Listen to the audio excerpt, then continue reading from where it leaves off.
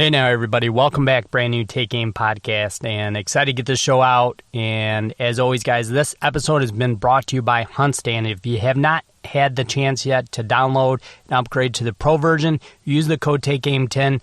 But as well, check out some of the content Huntstand puts out via on the app or YouTube. But this past week, they put out some field tests for broadheads, and it's some of my favorite content that comes out all year. So make sure you check that out. It's a great video. All the top brand broadheads are in this video, and it's just really cool field testing what they do. And I'm sure you guys will absolutely enjoy it. But excited to have my buddy back with me today, Blake Garrett, and my buddy Blake and myself go over just what we do, what Blake really does, the system he uses for summer scouting, and that transition into fall. So it's an awesome episode. Make sure to follow Blake, check out what he does. And as always, guys, hope you enjoy this episode. It was created for you. And as always, deer season never ends. We'll see you guys again next week.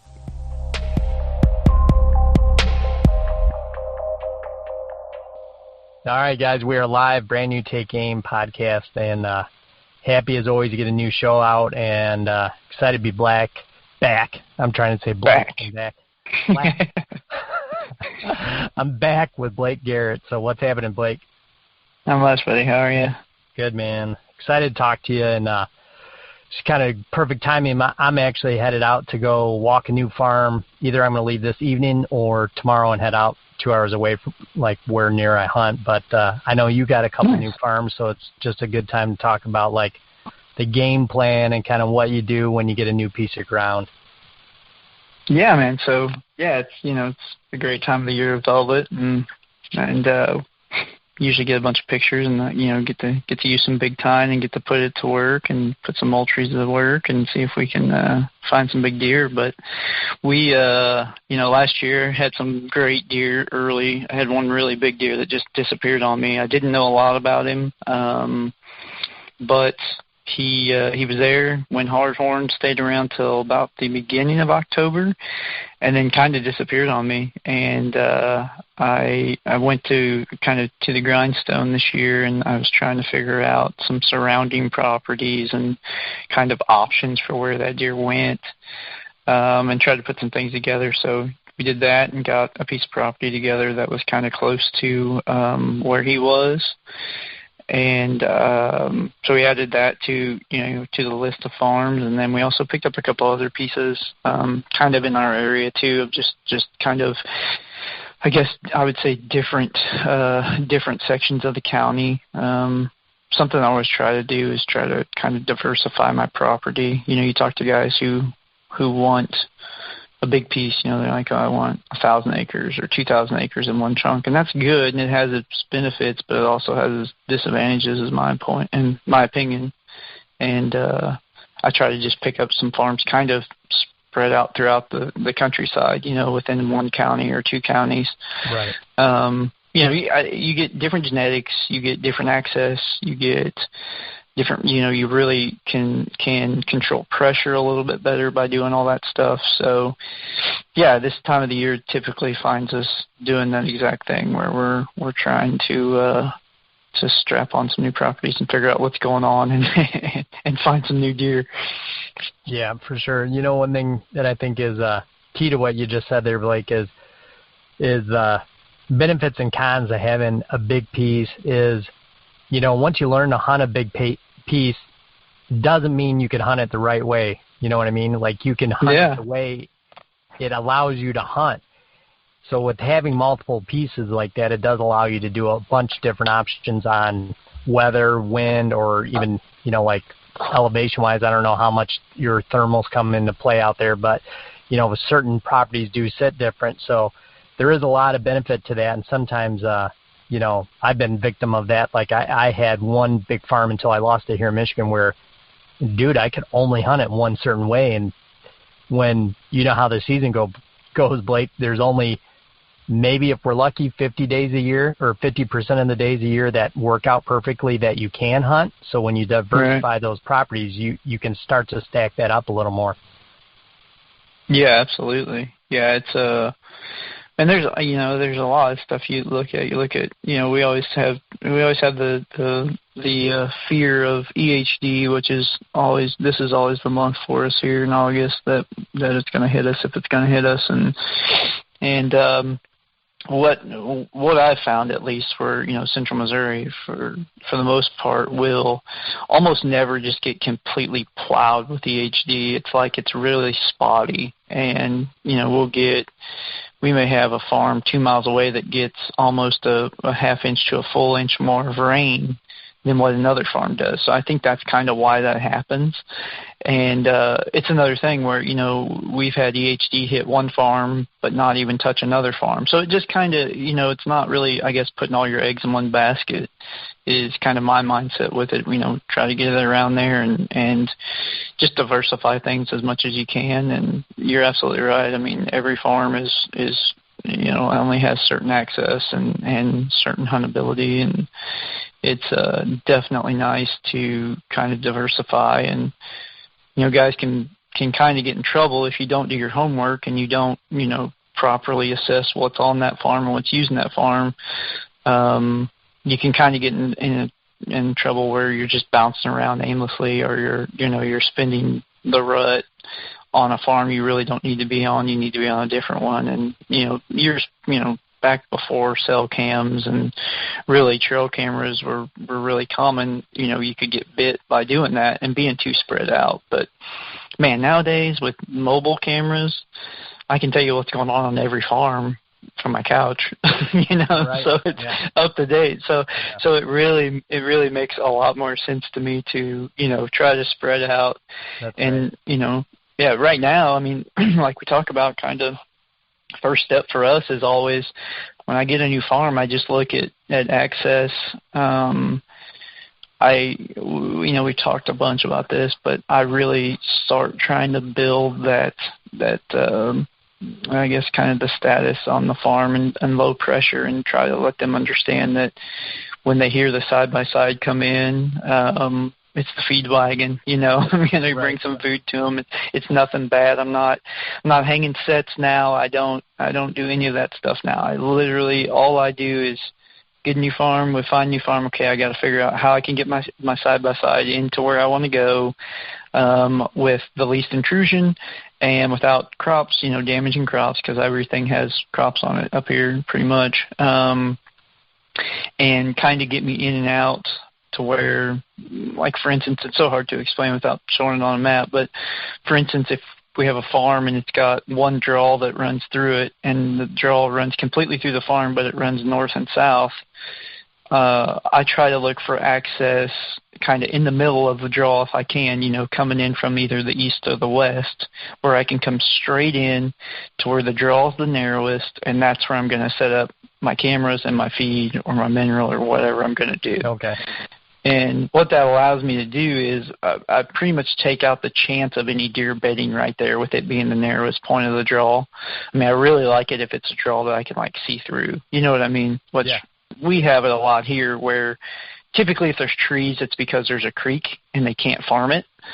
So, there'll be a creek that runs north to south. And when you get to this spot, I can literally get in. It's kind of a buffer in the crops where one side's beans, one side's corn, but you got a field road that runs right down the middle, right to the draw. And you just go straight in from the east and drive straight into that draw, and essentially I drive right down to the timber, and there's a spot there, find a tree, start dumping big time. And a lot of times on my first dump, like when I first dump big time out, I'll make sure and kind of spread it out a little bit more. If you do that, they'll take care of the vegetation for you. A lot of guys, I've seen guys take like weed eaters in there and hatchets and all kinds of stuff. But if you just take a bag of big time and literally just kind of spread it through that grass, all the way to, you start your pile and then you kind of spread it out. I mean, it'll, in a week, those deer will have that stuff, and those coons and everything will just have all that grass gone. So it's kind of an easy way to let them do the work for you. Do that, and then, fill it up, and run some cameras on it, and get out of there. And I always run mobiles on my piles to start off to kind of judge. It's telling me how quick the deer respond to it, tell me kind of how much pressure there is in that area. If I go in and dump a spot at noon, and by 3 o'clock I've got does on it already on the first spot in the first day in the daylight, then, hey, we're probably hunting some pretty unpressured deer, right? Right. And it also tells me that I'm pretty close to where they want to be, right? So that's a good sign already. And typically, I mean, I can tell you that, I don't know, probably a handful of times ever, I've actually had bucks hit the feed within the first 3 days. But typically it doesn't happen. I mean, usually it's young bucks, does for the most part, and they just kind of get that sitting there. But then when a big deer, he'll usually hit it at night. That's the first time he does it. And he'll come in, and he's a lot calmer because there's been other deer in there. And once he locks onto that pile, then, there's your recon. And we just try to make sure we keep those places full, through what we just went through, which is we're kind of winding down on that field trip phase we talked about. And so I really made sure where I was feeding about every 3 days just to make sure my pile stayed full, because in that field trip phase, you're getting brand new bucks that have never been through the area, as opposed, they were back in the rut, but they haven't been through it all summer. And on those farms, they don't know that pile's there, even though it's been there for 3 months. So you got to make sure it's got something there for them. So when they come through, they hit it. Every now and then I've kept a buck, from field trip phase to where he keeps coming back and hitting the feed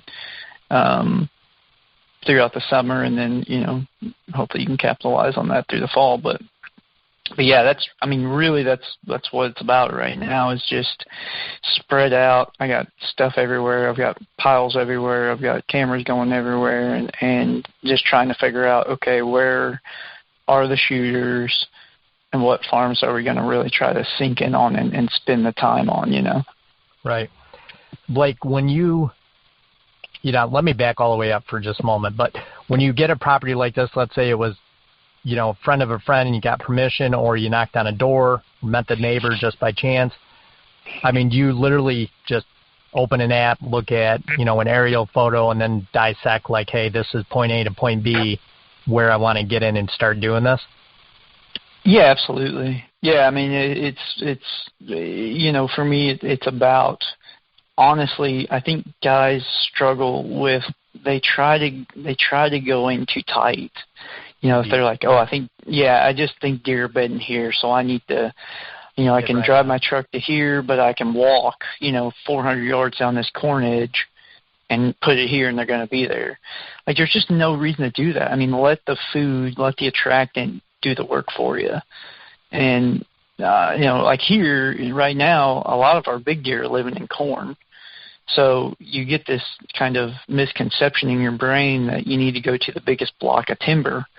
When you have to walk down a corn edge to get to that timber, you're running deer out of that corn because they're bedding in the corn right now, so they're not in that timber yet. So, it all goes back to, I always preach about being flexible and being really open-minded, and getting a deer right now is not what getting a deer in the fall is going to be. You know what I mean?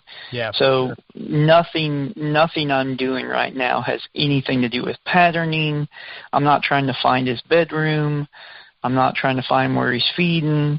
I'm not any of that stuff. I literally am just trying to get pictures of him to get intel and figure out kind of a roster for what the age structure looks like on the farm, what deer are using the farm regularly, and what the pressure level is. That's the only goal of summer. You know what I mean? That's really it. Yeah, for you. It's 100% structure that. And quantity, quality is what it is.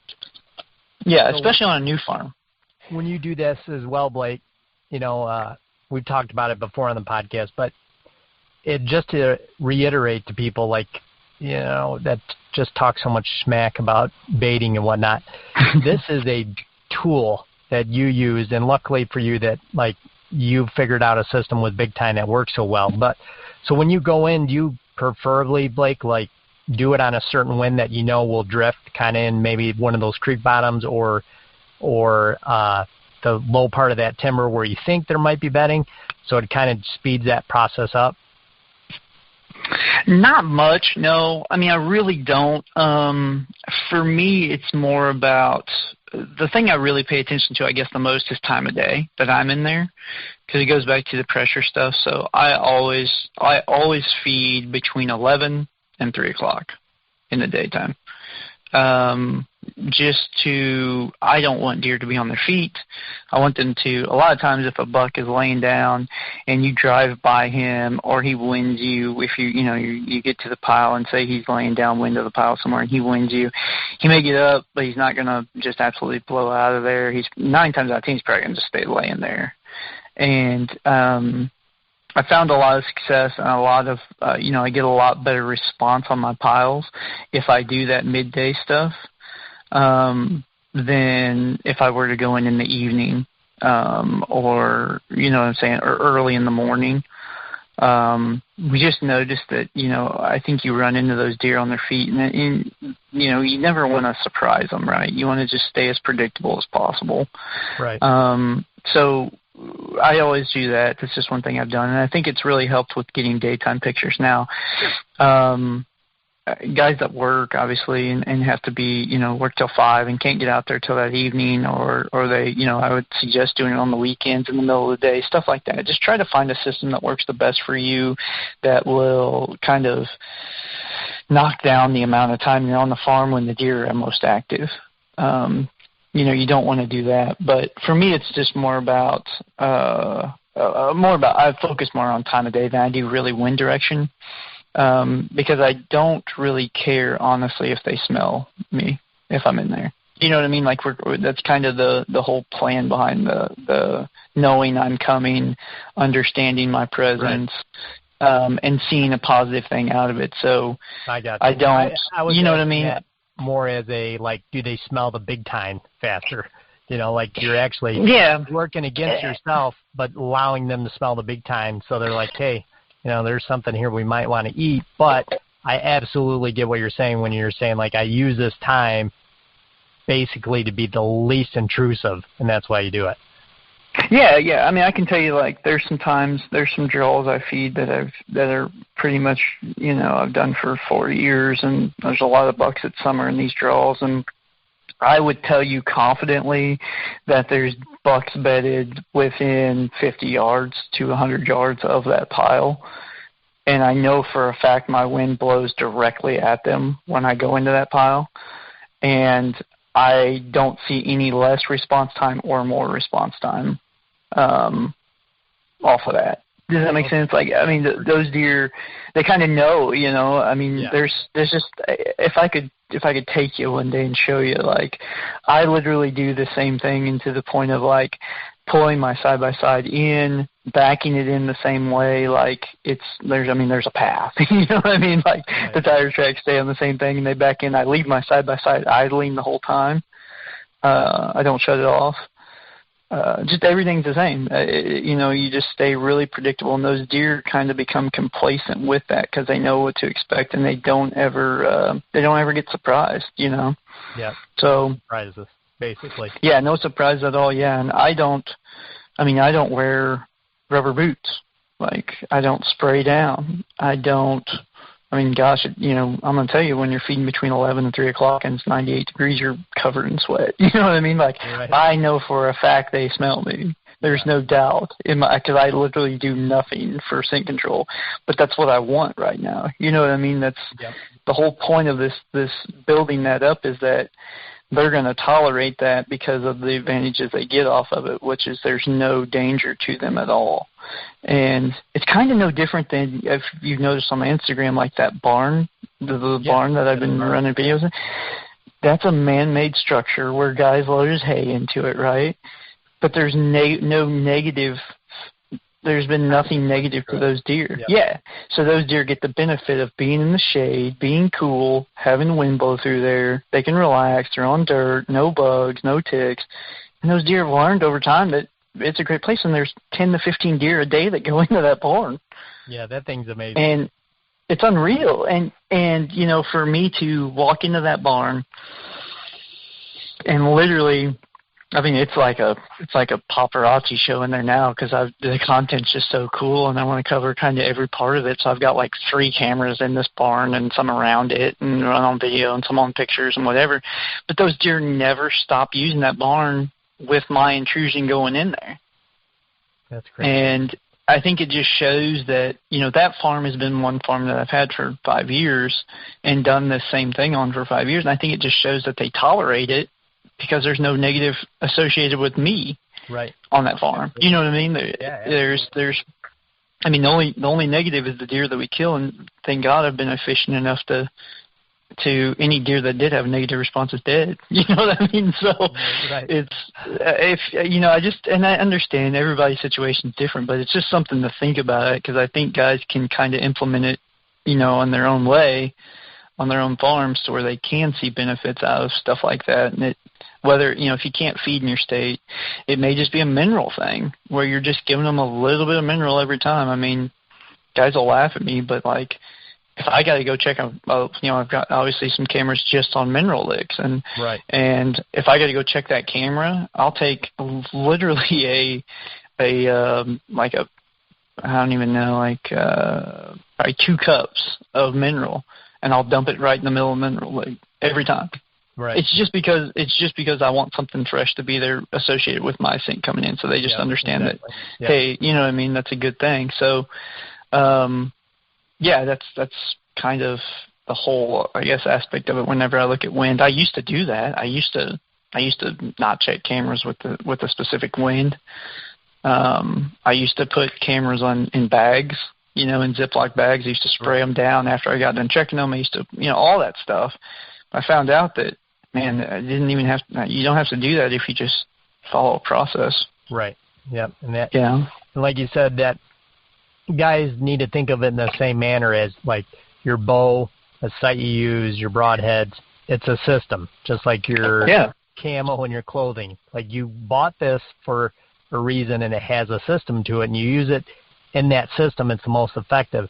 And I know, like, the couple of podcasts we've talked about, you know, some of this feeding and some of your scouting, Blake, that all of this relates to a system. Like, every step you take is part of the system. And to be honest, every time we talk, it's kind of mind-blowing because, like, even you still get excited, like, how effective it is.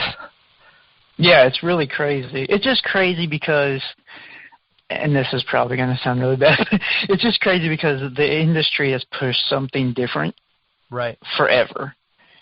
But no one has ever been like, hey, you really don't have to do that. You know what I mean? Like, there's some ways around it. You know what I mean? And it's not necessarily reinventing the wheel. It's just trying to put some logic behind it. And I mean, I never go in thinking I know anything about whitetail deer, because I honestly feel like I'm almost coming at like a biologist standpoint where I just try to learn all the time.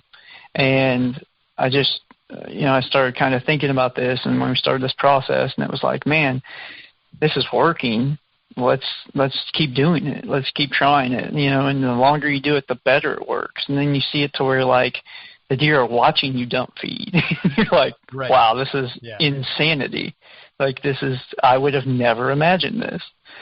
But you can do it, and it ends up, man, like, it ends up being the where when you hunt, you may hunt and have 30 does around you, and you have does literally downwind of you that will stare at you, and they'll wind you, and they'll stare, but they never stomp, and they just go on about their day. And it's like, okay, well, this is working. Like, this is why I do what I do through the year. This is actually paying off now in the fall, and there's benefits from that. And I mean, there's this really cool ways to do it, and I would always tell guys, hey, just try it. I understand, feed's expensive, but man, you don't even have to, like, I always tell guys here, like, man, go buy 100 pounds of cracked corn from the co-op for $7 a bag, and then take one bag of Big Time and put it on top of it. Right. I mean, just anything. It doesn't have to be a ton, or just put out one bag of Big Time. It's just, you just don't have to, you don't have to feed to the capacity that I feed to, but ultimately it's just about giving them a positive thing every time you go through there, and ultimately you'll change the whole processor or the whole pressure system of your farm over time. Yeah, that's right. Yep. Yeah, it definitely has. It's definitely for you over the years I've known you, changed the reactions that you get from the deer. And I mean, like, you have just unlimited amount of proof to go along with this. I mean, I've been literally on the phone with you in your truck while you dumped the bag, and the deer, you hadn't even left, and you had like 7-8 does that one day. So it's just insane, like how it works, and all it is taking that little bit of time and effort, and then figuring out like, hey, this is the way I did it today. Let's see in a week how my pictures look, or 2 weeks, and then can I repeat that process again? And if you didn't get those right pictures, that should tell you like, hey, maybe I did something wrong. I can reevaluate this. And it's pretty much, that type of system where you can make those changes and implement it to get better. Yeah, absolutely. And I think just always being observant, like, don't just thumb through your trail camera pictures and try to find a big deer and that's it. Like, I'm always trying to figure out how deer are acting at the pile. Are they nervous? Are they calm? Are they coming in on the wind side of it? Are they, you know what I mean? Like, there's things that you just can tell you a lot about how deer are going to perceive your intrusion by watching that stuff. And I'll be honest with you, every deer's different. I mean, every buck is different. I've got a buck that is just super cagey. I don't know if this deer, I don't know what happened to him, but something traumatic happened to him in his lifetime, because this deer will literally be on the pile and he will go completely inside out off the pile and run 20 yards and then come back and eat.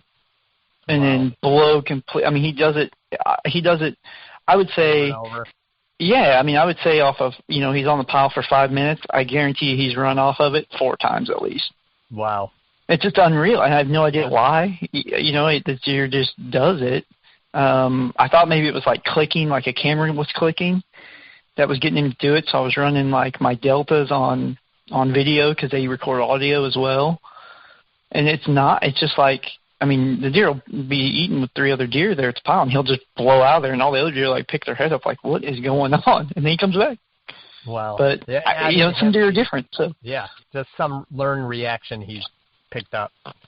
Yeah, something about him, his personality, he just doesn't like, and whatever it is. But end of the day, I mean, you just kind of got to know those things, because when you go to hunt a deer, you need to know him. You need to know his personality. You need to know what he likes. You need to know, what he'll tolerate, what he won't, things like that. And the whole trick of killing a deer, in my opinion, of at least killing a deer that you really research and follow, is knowing what he can tolerate, right? Like, what you can get away with.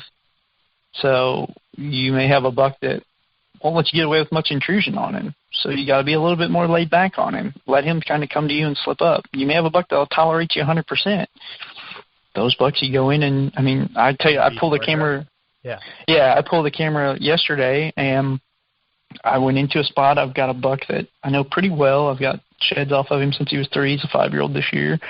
And I walked him a couple times last year at 4, and Boer hit a limb on him last year. He tried to kill him and hit a limb on him, and this deer, shows up within 3 hours. He daylights every time that I drive in and feed. No matter what spot it is on that farm, I feed a couple different spots on that farm, and whatever one he's closest to, I'll drive in and feed that, in the afternoon. And I was just looking, I left at, I think, 4 o'clock, 3:45 or 4 o'clock maybe on this last one. It was my last spot I fed, and he was there at 7 o'clock in the daylight, first deer on the pile.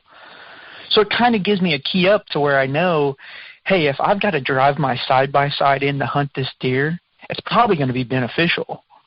Right. Right? Like, he knows the sound of that side-by-side.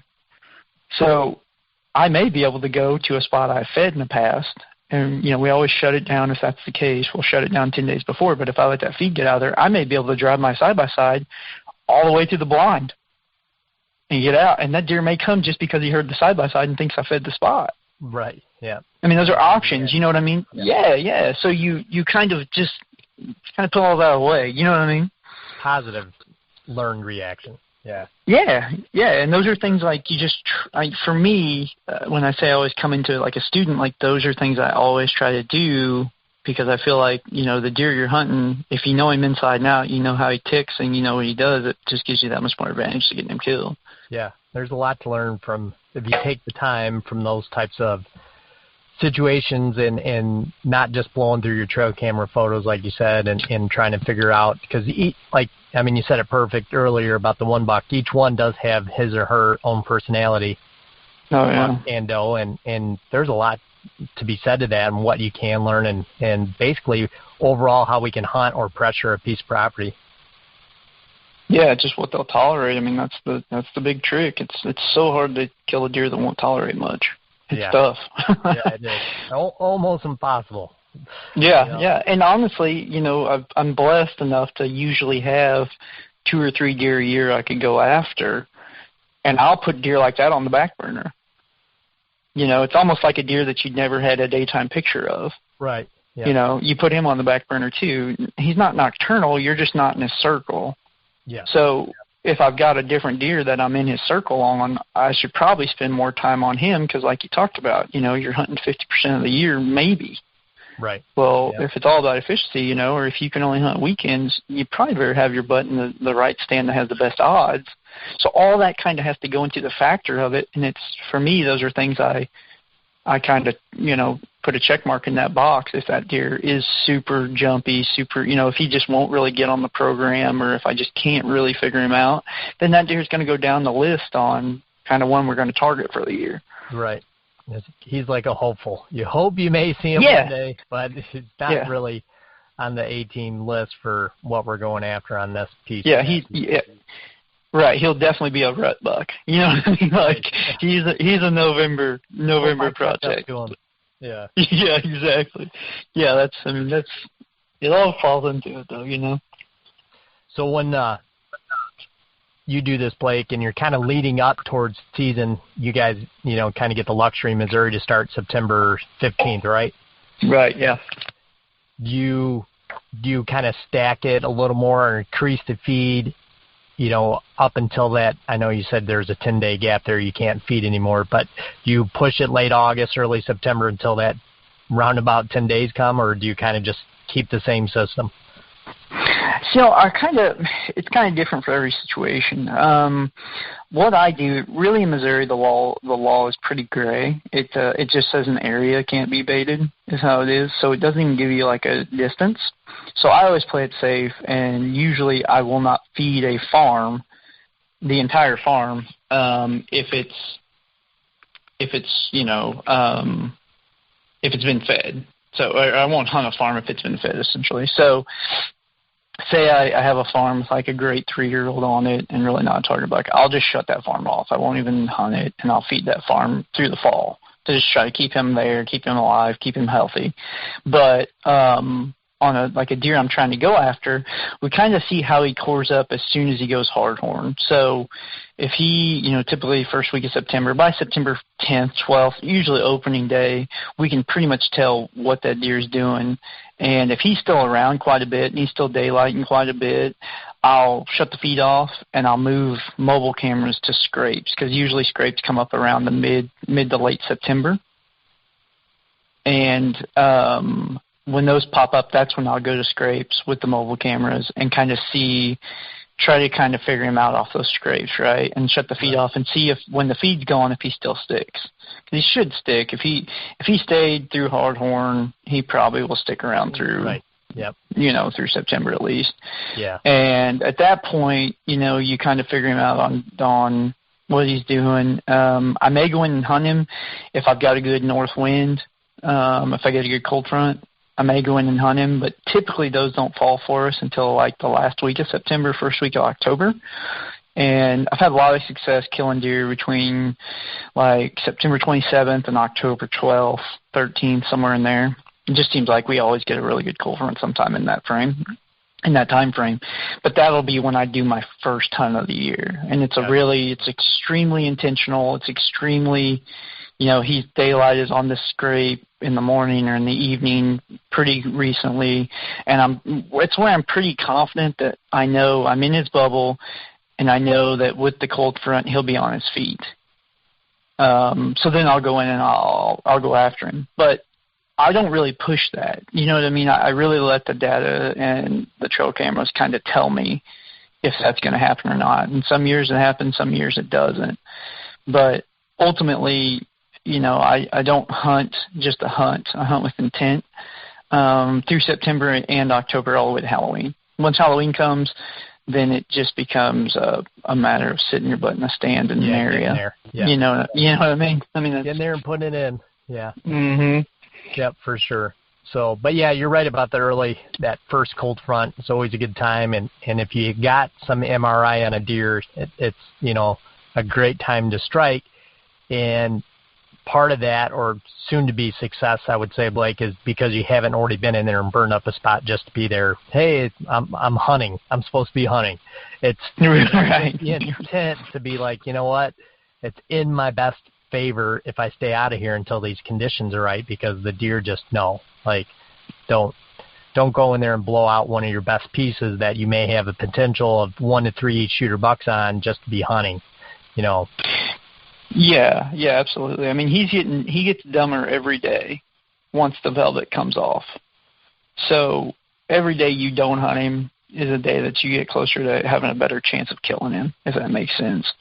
So for us, it's totally about just picking your battles. You only got to get it right once. So does it really matter if you get it right in September or you get it right in November?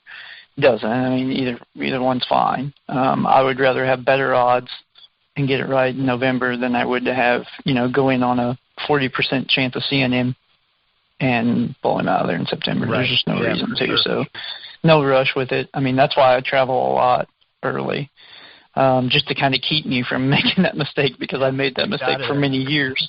Right. You know, like, gosh, I used to be the guy who, like, I'd pop a big deer now and I'd go in and, like, hang sets on him.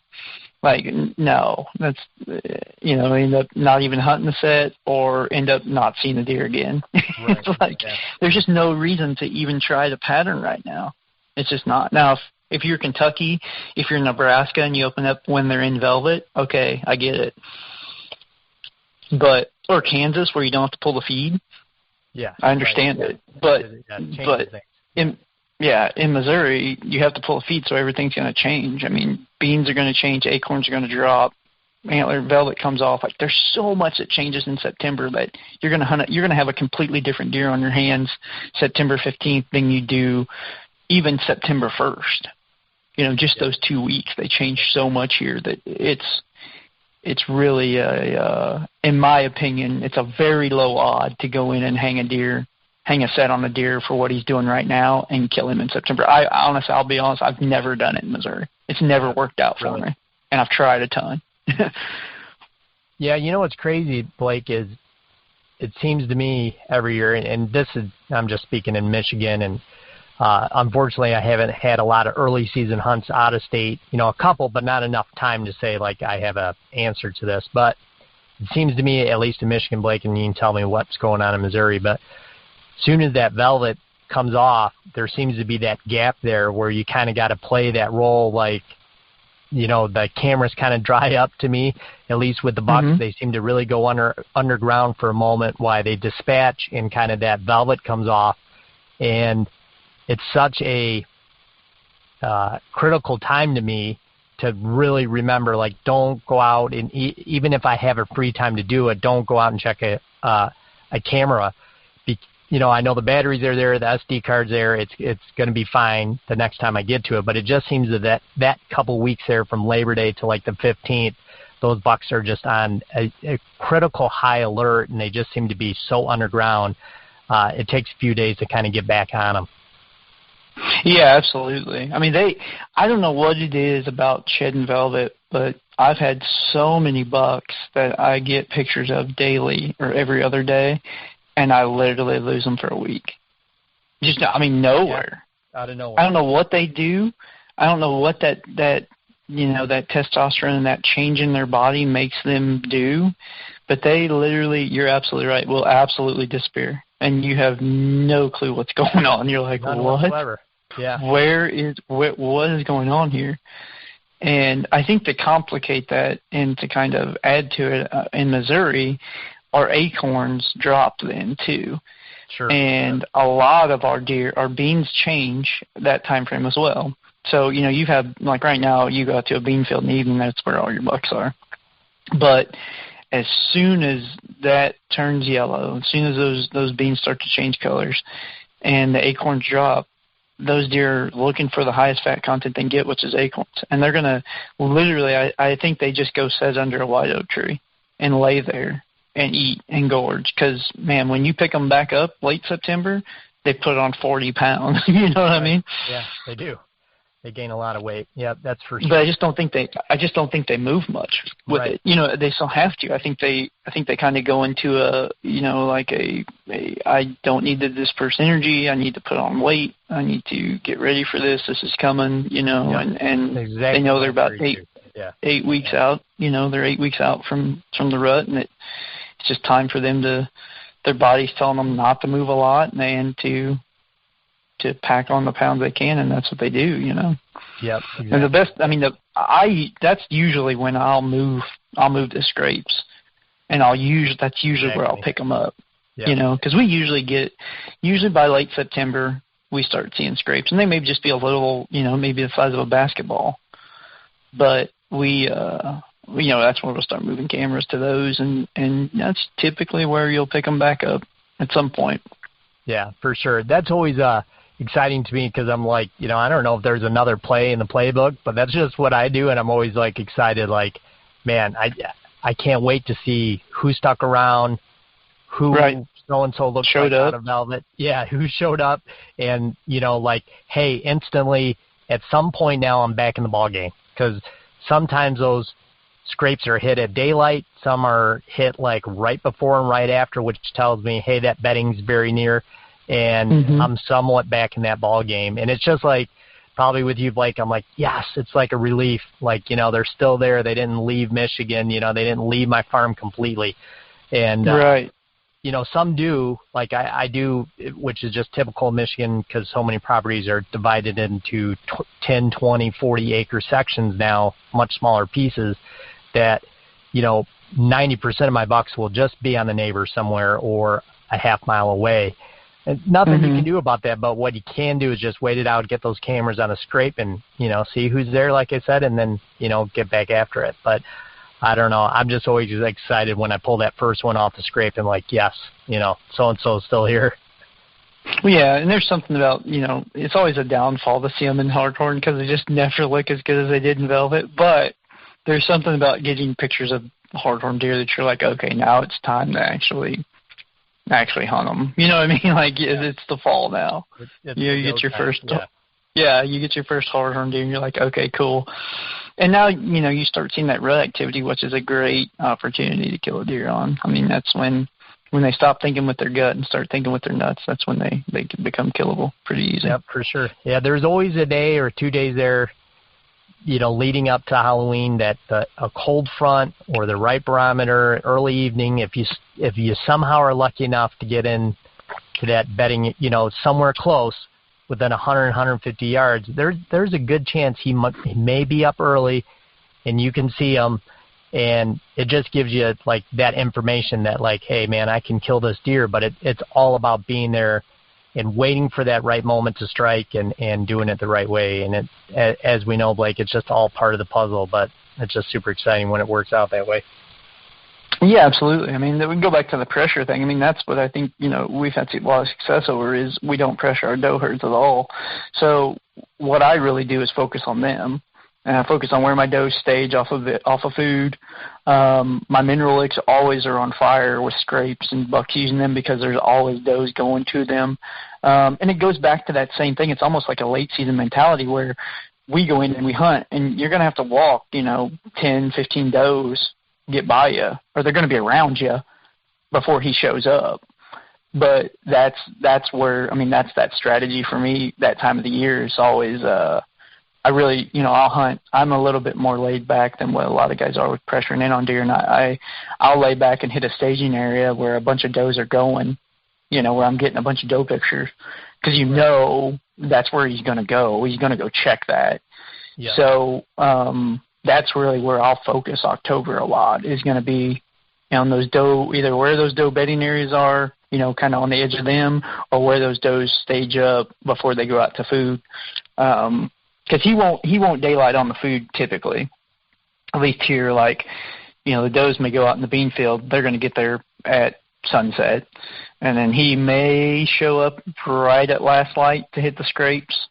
But if you bounce in where those does hit it, an hour before sunset, where they're up milling around just in the timber, he's way more likely to be on his feet in there.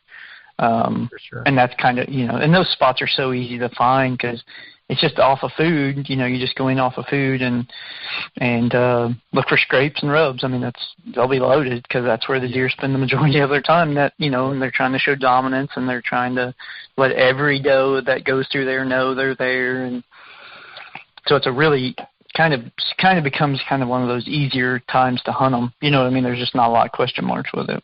Yeah, that's right. Yep, I agree. I mean, that's when intel becomes pretty important. Yep. And it does. Totally. Sorry, go ahead, Blake. No, I was going to say, and I do a lot of that. I don't do a lot of that on foot.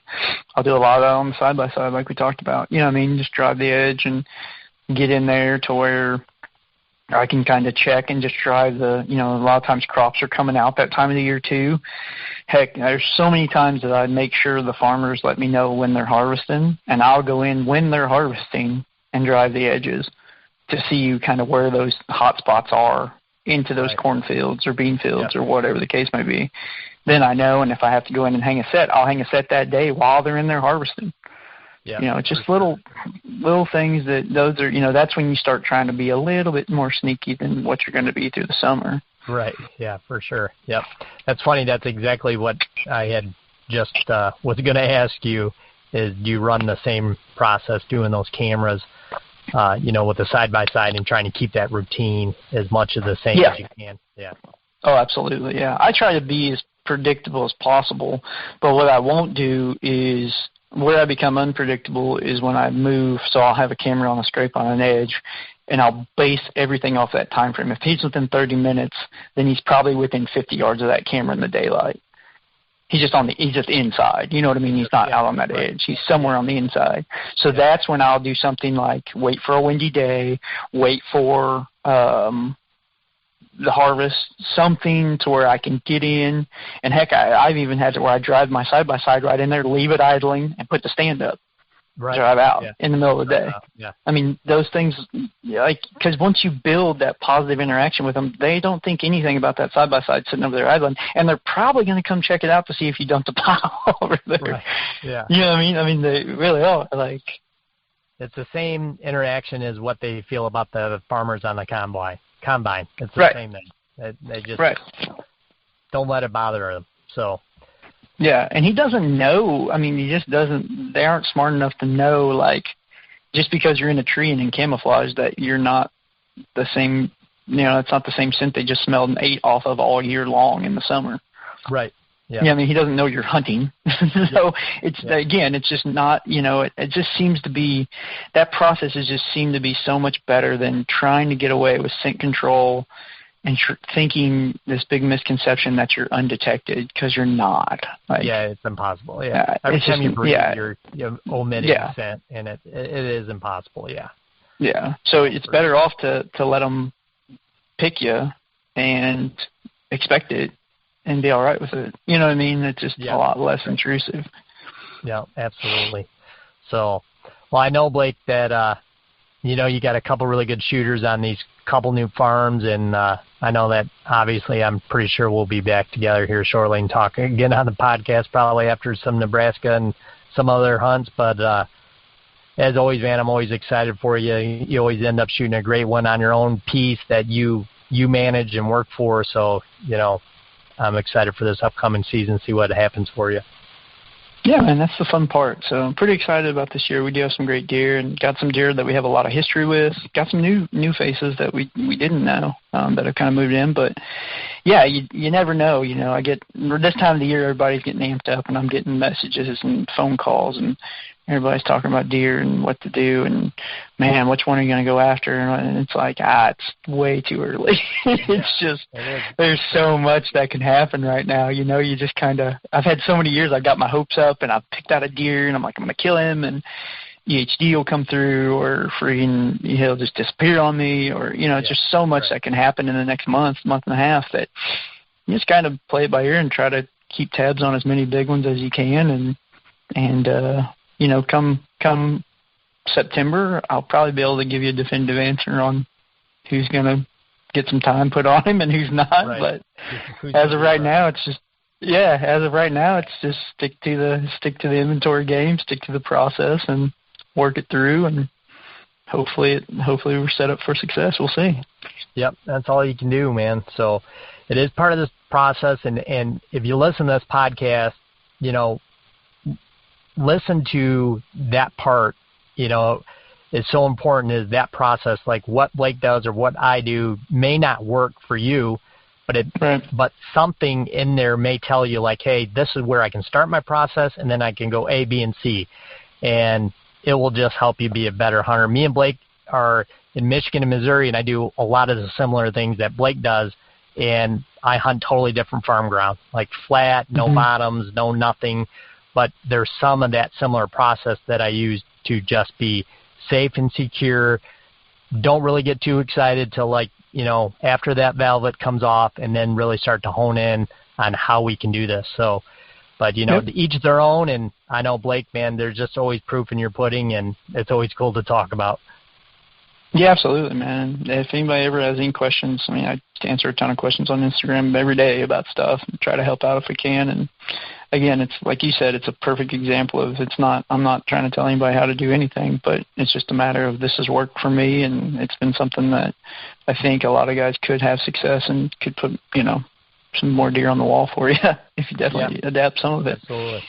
Yep, that's why we do this, you know, and put out podcasts like this, and you put out content is not just to gloat or anything like that, but it's to make us all better, and to ultimately pass along how great the sport is, and how many cool things you can do on any budget. So absolutely. But all right, Blake, man, I'll let you go. I know you're busy with some other stuff, but excited to have you back, man, and can't wait till we do it again. Yeah, absolutely, man. It's good talking to you. Yeah, you too. And as everybody knows, you can find us every week, iTunes, Amazon, Unfiltered Outdoor app. And as always, deer season never ends. We'll see you guys again next week.